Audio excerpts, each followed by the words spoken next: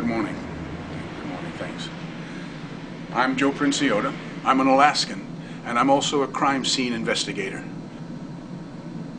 Since my father's an artist and there's art in me, I'm really an artist at heart. I approach life that way, but I have an engineering background, and I love to talk. So the attorneys liked the fact that I could build rather skillful and accurate models. In those days, the computers were just coming into 3D. Now I use the computers quite a lot and do my modeling in the computer. But I produce models that would help the attorney tell their story to the jury. To do that, I have to go to often the crime scene. I do a lot of criminal defense work. I kept a second apartment in Las Vegas for 14 years, doing a good deal of criminal defense and what we call slip and fall. People who got injured at the hotel were suing the hotel, needed to make an exhibit of how they got injured. So my career has been on artistic, communication, World's Fair communication, courtroom communication, and so a lot of crime scene investigation. So when the situation with 9/11 came about, I was fascinated by the first shock of what really was America's shock and awe. And I was overwhelmed. And I didn't like what I saw from an emotional standpoint and from a scientific standpoint, from just the physics of watching the pulverization of these buildings. And I had done many cases where steel workers had been injured because during the assembly of a building, for some reason, a purlin, a beam, a column had failed, or the workers' support area had failed, or on one of the oil rigs, there was a badly designed crane, and when it swung around, the weight on the other side of the crane swung over the handrail, and in our particular case, our man got crushed by this movement. So I was a little familiar with steel, a little familiar with building construction, a lot and too much familiar with how people die and what happens to the body.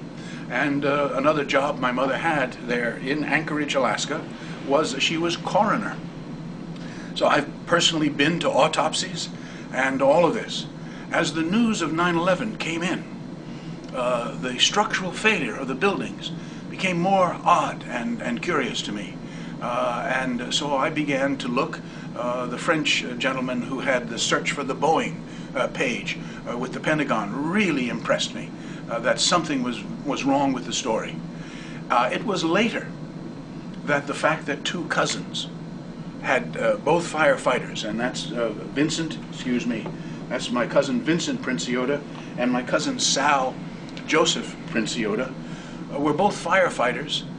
And as a result of the issue of 9/11 on the day, Vincent had died in the South Tower with other firefighters. The firefighters lost 343 firefighters that day. Sal came to the scene late because of another assignment, and he wasn't trapped in any of the buildings. But he, as you can tell, was a bit of a bodybuilder and attacked the pile.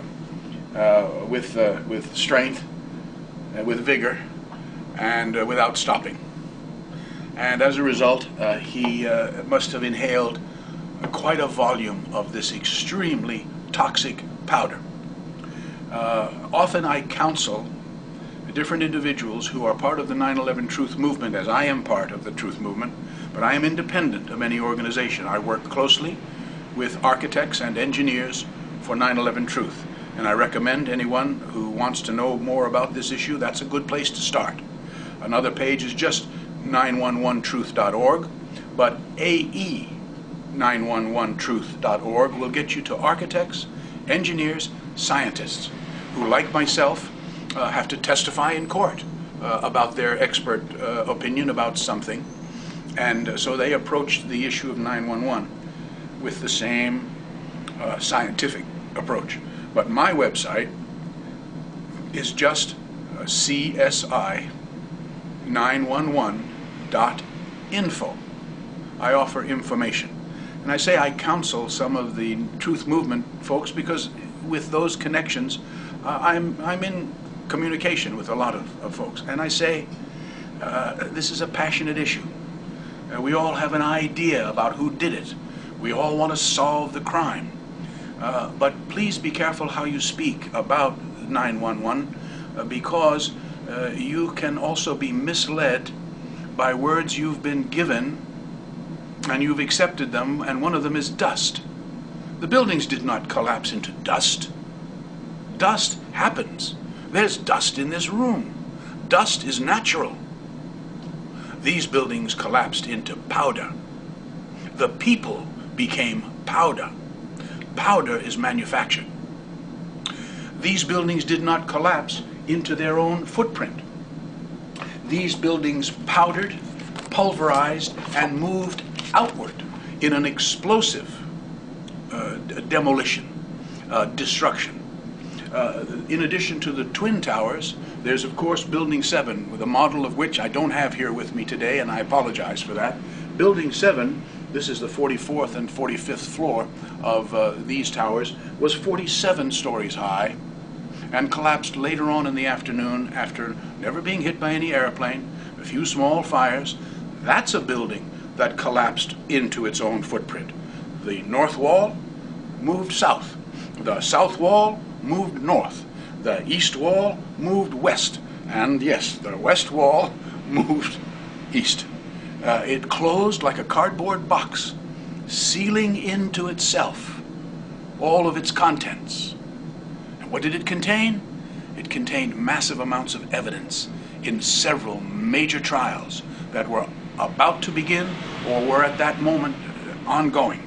Trials of Securities and Exchange, trials regarding FBI investigations, trial involving Enron and the Enron crime against California and other places. So that sealing up of that building at free fall acceleration. Free fall is not a speed. Free fall is not a speed. Free fall is an acceleration. Use that word. Don't use dust. Use powder. It was powdered. But Building 7 was a classic controlled demolition. Building Tower 1 and Tower 2 were planned demolition. But don't use the word controlled, I suggest, because it was out of control. It was overdone. It was a real crime not done by professionals. Building 7 was a controlled demolition, clearly pre-planned, falling at free fall acceleration, faster and faster and faster during its first 100 feet. Just a classic, blowing out from underneath, somewhere out of camera, the supports sufficient to allow the building to accelerate. And that's what free fall is. It's free fall acceleration, which cannot be achieved unless there's nothing underneath the falling object. As a person is when they fall out of an airplane, by design hopefully with a parachute, they go faster and faster and faster until one of two things happens. Either their clothing forms enough resistance that they've reached terminal velocity, which in the case of if you don't have a parachute, that's what it is. But if you have a parachute, the resistance to your fall is what slows you. The building began to be resisted by what was left, was crumbling, was being crushed underneath. It's very important. Building 7, a controlled demolition.